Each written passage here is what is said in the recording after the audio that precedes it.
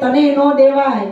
આ કળિયુગની અંદર માણા એવા યાન એવા યંત્ર બનાવશે ને કે સમુદ્રને વિકીને અત્યારે કહે છે કે રામને સીતા વખતનો સેતુબંધ બહાર કાઢ્યો, દ્વારકા હોનાની હતી ઈ બહાર કાઢી, માણા હું નથી કરી શકતો એમ એવા કપડા પહેરીને એવા યંત્ર પહેરીને પાણીમાં સમદર હાથ સમદરના તળિયે વયો જાય છે, એટલે તને આપવું નથી।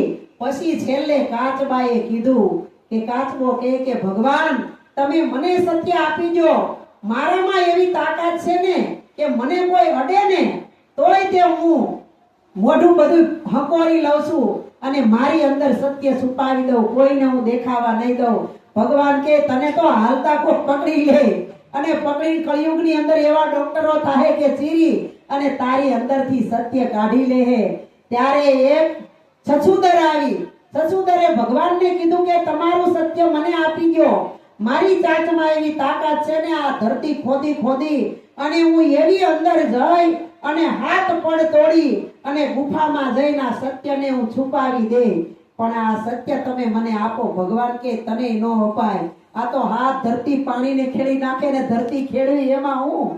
ત્યારે પછી લક્ષ્મીજીએ કીધું કે ભગવાન આને ક્યાંય નો અપાય, હું તમને એક સજેશન આપું તો કે હું ઈ કે આ સત્યને છે ને માણસના હૃદયની અંદર મૂકી દો, એટલે આ હૃદયની અંદર આ સત્ય છે ઈ સદગુરુ સિવાય કોઈ એને બતાવી શકશે નહીં। તો એવા આપણને સમર્થ સદગુરુ મળ્યા છે અને સત્ય એ જ પરમેશ્વર, સત્ય એ જ ભગવાન અને સત્ય તમારું મારું સ્વરૂપ, કારણ કે આપણા નિજ સ્વરૂપ સિવાય આ જગતની અંદર કાંઈ નથી।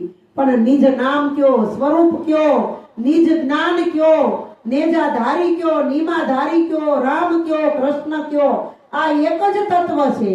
પણ એક તત્વને આ શાસ્ત્રોની અંદર જ્યારે કોર્યનું વર્ણન કર્યું છે, સભર ભર્યો છે। ગરુડ પુરાણમાં ગરુડજી કે હું ભગવાન છું, ભાગવતમાં કૃષ્ણ ભગવાન કે હું ભગવાન છું, દેવી ભાગવતમાં માતાજી કહે છે કે હું ભગવાન છું, રામાયણમાં રામ કહે છે હું ભગવાન છું, બુદ્ધ આવીને કહી ગયા કે હું ભગવાન છું, મહાવીર આવીને કહી ગયા હું ભગવાન છું। તો આપણા સદગુરુ કહે છે કે હજારો ભગવાન હોય નહીં, ભગવાન તો એક જ હોય અને બોલે ઈ પરમેશ્વર, આ બોલે ને ઈ જ પરમેશ્વર છે, બોલે ઈ બીજોની પરમેશ્વર છે પોતે, પણ અજ્ઞાની નર આંધળો એને આગો રહી રહે ને પોતે આ બોલે ઈ ભગવાન છે, પણ સંતો કહે છે આપણને વિશ્વાસ નથી, ભરોસો નથી અને દ્રઢતા નથી, આપણું મન મજબૂત થયું નથી, મન માળવે બેઠું નથી, કારણ કે મન ચકડોળની જેમ ચારે કોઈ ફેરા કરે છે। ફોનમાં એડવર્ટાઈઝ આવે સુરતની અંદર મોટામાં મોટો મેળો ભરાણો છે અને એમાં ચકડોળને બેહવાની મજા આવે, પણ ઈ ચકડોળમાં જેવા તેવાના મન હોય ને બેહે ને તો આ ફરવા માંડે, એક આટો ખાય ત્યાં તો હાજા ગગડી જાય। તો આ સંસારનો ચકડોળ છે, આમાં જે બેહી જાય આમાંથી બહાર નીકળી શકે અને પિતા નથી ખબર જ છે એક દિવસ આ શરીર છોડી અને જવાનું છે, કોઈ રહ્યા નથી, કોઈને રહેવાનું નથી, બચ્યો નથી બચશે નહીં આ જગ માજન કોઈ, કાળ સભી કો ખા ગયો જબર રહ્યો જોઈ। જોતા રહી ગયા અને મરી ગયા એની વાહે આપણે રોતા રહી ગયા, પણ આપણને ખબર નથી કે આ જે ગયા છે અને કાચના ફોટામાં હમાઈ ગયા છે, એક દિવસ આપણો પણ ફોટો ટીંગાઈ જાય। અને હજી તો વાલા યાદ રાખો આવડા ગયા એની વાહે તો આપણે ભજન કરીએ છીએ, પાંચ સંતોને બોલાવીને ભજન ભાવ કરી અને એને યાદ કરીએ છીએ, યાદી કરીએ છીએ એની, અને આપણા ઉરમાં એને યાદ કરીને સંભાળી છીએ, પણ આપણે જાહુથી આપણી પાછળ કોઈ ભજન નહીં કરે, કોઈ સંભાળશે નહીં। એટલે સંતોએ કીધું કે કાલ કરેશો આજ કર, આજ કરેશો અબ, પલ में प्रलय होएगा फिर करेगा कब। આ માનવ દેહ ધર્યો અને ધર્યો ઈ જવાનો, આ નાશવંત છે, પણ સદગુરુજીએ ઉત્તમ વાત બતાવી, નવતમ વાત બતાવી, જે ચારે દિશામાં ગોતી ગોતીના જગતનો જીવ ઠાકી ગયો, ક્યાંય મળતું નહોતું અને ઠાકીને એક ઠેકાણે બેહી ગયો, વિચારમાં પડી ગયો, મમળે ચડ્યો, મંટોળે ચડ્યો, પણ જે પવન છે પવન રૂપી પરમાત્મા ઈ પોતાની અંદર છે, કારણ કે પવન મને તમને અથડાઈને વયો જાય છે અને આપણને લેરે આવે છે કે આ ઠંડો પવન છે, ગરમ પવન છે, વરસાદી પવન છે, આપણને મહેસૂસ થાય છે, પણ આપણને પવન દેખાતો નથી। એમ પરમાત્મા દિવસની અંદર હજારો વાર ઘસાઈને વયો જાય છે, ભટકાઈને વયો જાય છે, પણ આપણને દેખાતો નથી. કારણ કે એ દેખાય એવો નથી, એનો અનુભવ કરાય એવો છે, એનો ભાસ થાય છે. પણ સંતો કહે છે કે ભાસ થાય છે આ જગતનો, આ સંસારનો. કારણ કે આ ભાસમાં કઈક આવ્યા અને કઈક વયા ગયા. ઘણાય તો એવી યાદીમાં રહી ગયા કે આ જન્મે નહીં તો કાંઈ નહીં, આવતા જન્મારે થાય, ત્રીજા જન્મે થાય, ચોથા હાથમાં જન્મે. પણ ખબર નથી કે આ શરીર છૂટ્યા પછી ક્યાં જવાના છે, ક્યાં આપણા ઠેકાણા છે. અને આ થયા પછી આપણને કદાચ યાદ હશે તોય ખબર છે કે ગયા જન્મમાં આપણે હું હતા, હું નહોતા. એટલે સદગુરુ મહારાજ કે કહા સે આયા કહી સમાયા, કોણ તુમારા ધામા. અને આ દેહ પડે ગયા પછી ક્યાં તું રહેવાનો છો આ શરીર પડ્યા પછી. પણ સદગુરુ આ કહે છે કે તમે તો અગન દેશમાંથી આવ્યા છો, અને આ સદગુરુ છે ને ઈ જ તમારું ખરેખર ઠરવાનું ઠામ છે અને પોતાને ઓળખવાનું ધામ છે. એટલે સદગુરુને પરિબ્રહ્મ નારાયણ કીધા છે, સદગુરુને બ્રહ્મા કીધા, વિષ્ણુ કીધા, મહેશ કીધા. કારણ કે બ્રહ્મા છે આ સૃષ્ટિનું સર્જન કરે અને સદગુરુને મારું તમારું માનવતાનું સર્જન કર્યું. પહેલા તો આપણને માણા કોને કહેવાય ઈ આપણને ખબર નહોતી કે માણા હવ કે માણા કેવો કોને. માણસ, માનવી અને માનવ, આ માણામાં ત્રણ જાતિ છે હો.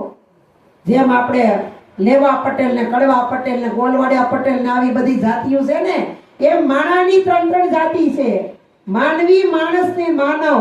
હવે માણસ તો સદગુરુ બનાવે અને પછી માનવીના ભેદ મટાડી દે. માનવી, કોઈ કાગડાના પેટે, કોઈ કૂતરાના પેટે, કોઈ ખિસકોલાના પેટે, કોઈ ઊંટના પેટે, હાથીના પેટે. આ માનવી અને માનવ. કારણ કે નવ દ્વારની અંદર કોઈ જીવનો નિવેડો છે નહીં, નવધા ભક્તિની અંદર કોઈ જીવનો નિવેડો નથી.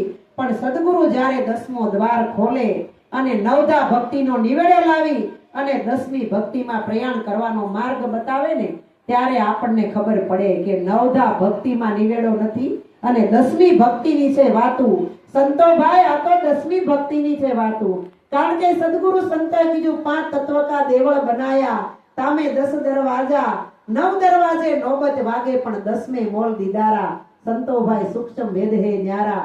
કીડિયું છે કીડિયું, એ હાથીની ઉપર 24 કલાક ફરતી હોય, 24 કલાક આટા મારતી હોય, પણ એ હાથીને ઓળખે ખરી? એમ આપણે આપણા ઘરના ધાબા ઉપર ચડીએ અને આખું સુરત દેખાય પણ આપણું ઘર દેખાય? એ નીચે આવીને ઘરમાં આવી તો આપણું ઘર દેખાય ને. એમ આપણે બધા ઊંચા ચડી ગયા, કોઈ વેદોમાં, કોઈ શાસ્ત્રોમાં, કોઈ પુરાણોમાં, કોઈ હોમમાં, કોઈ હવનમાં, કોઈ ઉપવાસમાં, તીર્થ જાત્રામાં, બધુંય જગતની અંદર જોવે. ઓલાએ આમ કર્યું તો આમ થયું, ઓલાએ આમ કર્યું તો આમ થયું. આપણે આ કરવું પડે. પણ સંતો કહે છે ઈ બધાય પગથિયા ઉતરી અને નીચે આવીને તારા ઘટ ભીતરની અંદર તપાસ કરીને જો, તારા ભીતરની અંદર જે સદગુરુ બેઠો છે ઈ સદગુરુને જગાવ અને તારા ભીતરના સદગુરુ આરે સત્સંગ કરતો થઈ જા ને, પછી તને તારું ઘર દેખાય. ત્યાં સુધી ઘર દેખાય એવું નથી. એટલે સંતો કહે છે મેં મેરા ઘર જલા દિયા અને લિયા પલિતા હાથ, तुम मेरा घर जला दो तो चलो हमारी साथ, राम रस ऐसो है मेरे भाई पीवे सो अमर हो જાય. કબીર સાહેબે કીધું ને કે અમારા દેશમાં આવવું હોય ને તો આવો, અહીંયા કાંઈ કોઈ તમને અડચણ નથી, કોઈ રોકતું નથી, કોઈ ટોકતું નથી. પણ પરમહંસોએ કીધું કે તમારા દેશમાં આવવું હોય તો કેવી રીતે આવવું? તમે એમ કહેશો કે આ દેહથી તો હવાય એવું નથી. તો કબીર સાહેબે ન્યા કીધું કે મેં મેરા ઘર જલા દિયા. આપણું ઘર બાળી દઈ તો આપણે રહેવું ક્યાં? આ ઘર હોય, આ ઘરને આપણે કેરોસીન કે પેટ્રોલ ચાલીને દિવાળી મૂકી દઈ, હળગાવી દઈ, ઘર ને ઘર વખરી બધું બળી જાય, પછી આપણે રહેવું ક્યાં? પણ કબીરે પોતાનું ઘર જલાવી દીધું. ઘર જલાવવું એટલે કે હું કરતો હતો, આ શરીર મારું છે, આ મન મારું, તન મારું, શરીરના સ્પેર પાર્ટ મારા, ઘર મારું. લઈ જાય હંસાબેન, તમે એને ફોન કરીને કહેજો આ બેન નહીં જાય, તમને મૂકતા જાય. શેમાં બાળી દીધું? ત્રિવિધિના તાપમાં જે બળતો હતો ને, સદગુરુ મહારાજે બ્રહ્મ જ્ઞાનની ચિનગારી લગાવી દીધી અને બ્રહ્મ અગ્નિમાં આ બધું બળી ગયું, પોતાનું ઘર બળી ગયું. અને બળ્યા પછી બ્રહ્મ એમાંથી પ્રગટ થયો સત્ય સ્વરૂપે અને બ્રહ્મની અંદર ભળી ગયો. પણ ક્યારે? આપણા જીવનની અંદરથી ભ્રમ ટળે, ભય ટળે, ભેદ મટે અને ભ્રાંતિ તૂટે તો ઈશ્વરમાં આપણે ભળીએ. ત્યાં સુધી ભળીએ એવું નથી. એટલે સંતો કહે છે કે ધન્ય ધન્ય ગુરુજી ઘેરે આવ્યા છે, ધન્ય ધન્ય ગુરુજી ઘેરે આવ્યા છે. મન કર્મ વચને માગ્યું મળ્યું છે, મન કર્મ વચને માગ્યું મળ્યું છે. વિવેક કરીને વધાવ્યા છે, ધન્ય ધન્ય ગુરુજી ઘેરે આવ્યા છે. આ વિવેક કરીને વધાવ્યા છે, ધન્ય ધન્ય ગુરુજી ઘેરે આવ્યા છે. અંધેરાત બાપુએ કીધું હો, ધન્ય ધન્ય ગુરુજી ઘેરે આવ્યા. આ ઘેરે નહીં હો, આ ઘેરે તો દેહ ગુરુ આવે, પણ આ ઘટની અંદર કે ધન્ય ધન્ય ગુરુજી ઘેરે આવ્યા છે. અને હું કીધું કે મન કર્મ વચને માગ્યું મળે છે. કારણ કે જેનું મન, વચન અને કર્મ જેના શુદ્ધ થયા હોય ને એને આવા સદગુરુ મળે. અને સદગુરુ મળે ને તો સદગુરુ વિવેક કરે. કેવી રીતે? કે જ્ઞાનથી વિવેક કરે કે આ દેહ છે ને અસત્ય છે, તારું સ્વરૂપ છે ને ઈ સત્ય છે. આ દેહ છે ઈ જડ છે અને અંદર બોલે છે ઈ ચેતન છે. આ દેહ છે ઈ નાશવંત છે અને તારું સ્વરૂપ છે ને ઈ શાશ્વત છે. આ વિવેકો, ઓલો વિવેક નહીં. દેહરૂપી ગુરુ આપણે ઘેરે આવે ને 100, 200 ને 500 આપે, આ તો દેહથી વિવેક કર્યો કહેવાય. પણ સદગુરુએ આપણને આ વિવેક બતાવ્યો છે કે વિવેક કરીને વધાવ્યા છે. આ સદગુરુના આપણે વધાવણા કર્યા છે. આપણા દેહ ગુરુ આવે તો આપણે ફૂલની કેડિયું કરી અને ગુરુને એમાં હલાવી અને એના પગલા આ રજની અંદર પડે. અને મીરાબાઈએ એમ કીધું કે આ સદગુરુ સંતની રજ ઉડીને પડી મારે અંગ. આ તો કોટી કાશી ને કોટી ગંગ. હે, એટલું ફળ જો આ દેહની રજમાં હોય તો આપણને સદગુરુ ભીતરથી મળ્યા છે અને ભીતરનું જ્ઞાન આપ્યું છે. પણ ભીતરમાં ભડકા બળે, ત્રિવિધિ તાપ બળે, આમાંથી આપણી મનોવૃત્તિ કેમ કરી ટળે? પણ સદગુરુ મહારાજ કેવા છે કે વર્તાણી છે આનંદ લીલા લેર, એજી મારી બેની રે, બેની અમને ભીતર સદગુરુ મળ્યા રે. બાયુ અમને એ ભીતર સદગુરુ મળ્યા રે.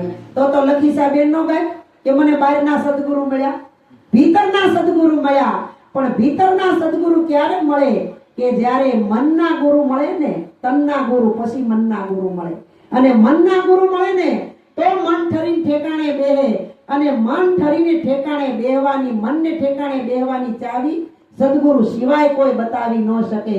પણ જો ખરેખર ચાવી ગુરુ મહારાજે તાળું હોય ને, તાળાબરની ચાવી જો લગાડી હોય ને તો જ તાળું ઉઘડે હો. નકર આપણા તાળું ખોવાઈ ગઈ હોય, ચાવી પાડોશી દઈને ગયા હોય અને પાડોશીના છોકરાથી ચાવી ક્યાંક પડી ગઈ, ખોવાઈ ગઈ અને પછી આપણે આજુબાજુ વાળાની 17 ચાવીઓ લઈને એમાં લગાડીએ ને તો ઈ તાળું ખુલે નહીં. ઈ તાળું ખોલવા માટે પછી એવી જ ડુપ્લિકેટ ચાવી બનાવવી પડે અને ઈ ચાવી પછી કોઈ પણ લઈને ક્યારેક પણ ચોરી કરી શકે અને ઉઘાડી શકે. એમ સદગુરુ મહારાજે આ વજ્રનું તાળું ધડાકામાં ખોલી નાખ્યું અને જ્ઞાનની કૂચી લગાડી દીધી છે. પણ સદગુરુ મહારાજ કહે કે જેવડો તમારો બંગલાની જમીન હોય ને એવડો કોઈથી બંગલો બાંધો નહીં. ફરતી તો જગ્યા રાખવી જ પડે હવા ઉજાસ માટે. ચાવી આપી છે, પણ એ ચાવી જો યોગ્ય સમય આપણે નહીં લગાડીએ અને આ તાળું નહીં ખોલીએ તો ક્યારે ખોલશું? એટલે યોગ્ય સમય, યોગ્ય અવસર. અને ખરેખર જો અવસર કીધો હોય તો માનવ દેહ છે ને એ મોટામાં મોટો અવસર છે. એટલે ભજન ગાયું ને આ અવસરમાં જેણે સદગુરુને સેવા વસ્તુ તો દેહમાં બતાવી સોહાગી લાલ. આ અવસરમાં જેણે સદગુરુને સેવા, કારણ કે માનવ દેહ જ એવો એક અવતાર છે કે અવતારની અંદર સદગુરુનું સાનિધ્ય લઈ સમર્પણ ભાવ કરી ગુરુના વચનને હૃદયમાં ઉતારી અને ગુરુએ જે આપેલી રેડી કેડીમાં રહી અને ગુરુના ભરોસે એમાં શ્રદ્ધા એમાં વિશ્વાસ રાખી અને ભજન કરી અને ભવસાગર તરવાની ચાવી ગુરુ મહારાજે આપણને સૂક્ષ્મ ચાવી આપી છે અને એ ચાવી ગુરુ મહારાજે કીધું છે જતન કરીને જાળવજો. કોનાની કિંમત કરતા આની કિંમત વધુ છે. પણ આપણને આ જગતના પદાર્થની કિંમતમાં એટલો બધો રસ થઈ ગયો છે ને કે આધ્યાત્મિક જ્ઞાનમાં આપણને જરાય ગોઠતું નથી. એક 5 મિનિટ વધારે થઈ જાય ને તોય આપણે ઊંચા નીચા થવા માંડીએ છીએ. કારણ કે સત્યનો સંગ જ એવો છે કે સત્ય છે એની અણી ઉપર કોઈ રહી શકતું નથી, ટકી શકતું નથી. જાજી વાર સત્યના ઓટલે કોઈ બેહી શકતું નથી. કારણ કે આ માનવને જ બધું નડે છે. પશુ પંખીને કાંઈ નડતું નથી. ફોગટ ગુમાવી જિંદગી બાહેર ફરી ફરી રસ ના રટત એક મહામંત્ર નામ કા તેરે સિવા દૂજા નહીં મેરે ही काम का કૃપા કરી તે મુझ પર મીઠી નજર કરી ફોગટ ગુમાવી જિંદગી બાહેર ફરી ફરી બાર ફરી ફરી સંડોળ જોયા, મેળા જોયા, આંખી નો ફુગાણો ક્યાંના ક્યાંય જોવા ગયા. પણ સદગુરુ સંત એક એવા મહાપુરુષ છે જેના સાનિધ્યમાં જવાથી આપણને શાંતિ, સુખ અને સંતોષનો અનુભવ થાય છે. અને એને જ સંતો કહેવાય. જેના સાનિધ્યમાં બેહવાથી આપણને સંતોષ ને સુખ થાય ને ઈ જ સાચા સંતો, ઈ જ સાચા સદગુરુ અને ઈ જ ઠરવાનું ઠેકાણું. પણ આપણે સંત ભાળી હમણાં કીધું ગાયું ને સંત ભાળી છેટા ભાગે કે જે જોતું હોય ને ઈ મળે છે તો એની આપણે મોજ માણવાની તક આપણી પાસે છે નહીં. અને નથી જોતું ઈ નથી મળતું અને છતાં એની પાછળ આપણે કેટલી મહેનત કરી છે 24 કલાક. પણ ઈ કોઈની થઈ નથી અને થવાની નથી. હરિની માયા મહાબળવંતી કોઈથી કળી નો જાય. પણ સદગુરુએ આપણને જીવ, ઈશ્વર અને માયાના ભેદ જાણી ત્રિકુટીનો ભેદ ખોલી અને જીવ, ઈશ્વર, માયા, નામ, રૂપ ને ગુણ એ એક ત્રિકુટી કરી અને આ જગતની અંદર ગુરુ મહારાજે બતાવી દીધો જ્યાં જ્યાં લગાવો ત્યાં ત્રિકુટી. પણ સંતોએ કીધું કે નામ રૂપ ગુણ નહીં અમારે કબહુ ન ધરું અવતારા અમે જોગી અલખ અનાદિ પાર બ્રહ્મ કી હે પારા. આ જાણ્યા પછી પોતે નામ સ્વરૂપ બન્યા પછી નામે નથી, રૂપે નથી અને ગુણે નથી. ચોથું પદ છે ને ઈ અવિનાશી પદ. ઈ ચોથું પદ કયું દેખાય એવું નથી. એનો અનુભવ કરાય, એની અનુભૂતિ કરાય, એનો આભાસ થાય અને ઈ અનુભૂતિ થાય ને કોઈને કહેવાય એવી નથી. કદાચ કહેવા જાવ તો ગાંડા ગણે ને કે આને કેમ કેવું, આ થોડું બતાવાય એવું છે. આ હાર હોય તો બતાવાય, ફૂલ હોય તો બતાવાય, આ દિવાલું બતાવાય, ફોટા બતાવાય, આ જગતની બધી રચના બતાવાય. પણ જે ઈશ્વરની આપણને રચના ગુરુ મહારાજે બતાવી છે ને એની અનુભૂતિ કોઈને કહેવાય એવી નથી. એટલે અનુભવ છે ને ત્યાં સુધી હજી કાચું છે. પણ જ્યારે સ્વની અનુભૂતિ થાય અને અનુભૂતિમાં પોતે જાગૃત થઈ જાય ને પછી જાગ્રત, સ્વપ્ન અને સુષુપ્તિ આ ત્રણેય પદને પેલી અને તુર્યા પદમાં વયો જાય. કારણ કે સ્થૂળ, સૂક્ષ્મ, કારણ અને મહાકારણ. આ સ્થૂળ છે ને એ દેહ છે. પણ આ દેહ કારણ વગર કોઈ દી પ્રગટ થતો નથી. માતા પિતાના મિલનથી આ દેહ બન્યો છે. પણ આ દેહ બન્યો ને એ પાછો એક દિવસ મટવાનો. પણ અંદર જે સાક્ષાત પરમાત્મા, પરમ તત્વ સંચરી રહ્યો છે, વિચરી રહ્યો છે, બોલી રહ્યો છે, ક્ષણે ક્ષણે હોકારા કરી રહ્યો છે ને ઈ તત્વ પદ, ઈ તત્વમસી, ઈ તે પદ, ઈ ઈશ્વરનું પદ, ઈ આપણું છે. બીજા કોઈનું છે નહીં. ઘટો ઘટમાં જળ ચેતનમાં જુગતીથી જોવા મળે તુજ જેવો કોઈ નથી જગતમાં. ભલે ખલક ખોળી વળે જગતને ખરી ખબર કેદી મળે કે દેવ તારો દેહ દેવળમાં મળે. આ પરમાત્મા જો આપણી ભેગો પરમેશ્વર ગુરુ મહારાજે ઓળખાયો હોય અને પછી હવે આની આરે આપણે લટકા ન કરીએ તો ભાઈ તો આપણા જ ખૂટ્યા ને. આ પતિ પત્ની છોકરા એની આરે તો કરે તે મારા જેવો તો ડાયો, હવા ડાયો, ન હળમ ડાયો, દોઢ ડાયો ને ઈ ઊભો છો. એને કીધું કે આણે ભલે જેને લખ્યું હશે ને એને માથે ટાળ હશે, વાળ નહીં હોય એટલે એને આગાયું છે. એટલે ખોસરા કાઢવા વાળા તો ગમે ત્યાંથી કાઢે. શંકર પાર્વતી માણાનું રૂપ લઈને ધરતી ઉપર આવ્યા તો એને કૌખડ ના કરી ભેડો તો પાર થઈ જાય. આવું શાશ્વત જ્ઞાન આપણને મળ્યું છે.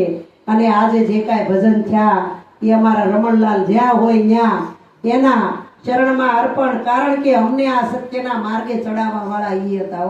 બાપા ગુરુ શું કહેવાય ઈ ખબર નહોતી. ઓહો, આજે આંખેથી દેખાય નાશવંત છે અને ગુરુએ દ્રષ્ટિ આપી એનાથી જોઈને ઈ શાશ્વત છે. ઈ શાશ્વત પદ ગુરુ મહારાજ કે તમારું છે. એટલે હું લેવા ગયા તા ને હું મળી ગયું ઈ પ્રતાપ બધો એનો છે. ઈ નો હોત ને પ્રેમ ગુરુ સિવાય કોઈને સદગુરુ મળતા નથી. તો સદગુરુ મહારાજ લાલજી મહારાજ કહેતા જ્યાં ભજન હોય ત્યાં કે પેલા સદગુરુના પૂજન કરતા પેલા પ્રેમ ગુરુને મળો.